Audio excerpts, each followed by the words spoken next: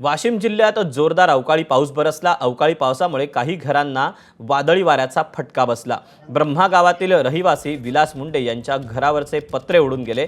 पत्रे उडून गेल्याने कुटुंबाला रात्र ही अक्षरशः जागून काढावी लागली।